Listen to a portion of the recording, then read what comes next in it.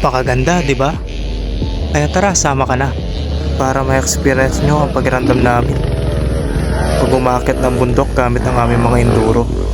Hindi ito delikado, magtiwala ka. Lahat naman mahirap sa umpisa, kaya tara na, trail na tayo.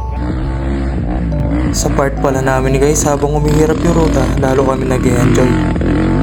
And the more na mahirap yung ruta, maganda rin ang tanawin.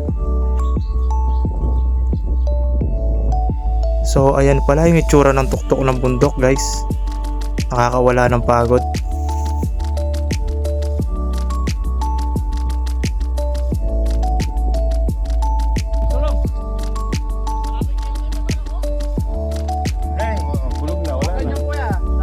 Sige, upload kayo na yan. Pagdablo kayo. Yan ha. Pagdablo kayo ha. Yan mga saan. Mga saan sa tas-tas. Yan yung aming bike. Aro. Kita. Ayun o, video guys. So hanggang dito na lang pala yung video natin guys. Hindi ko na nga nakuhanan yung pagbaba namin ng bundok. Thank you.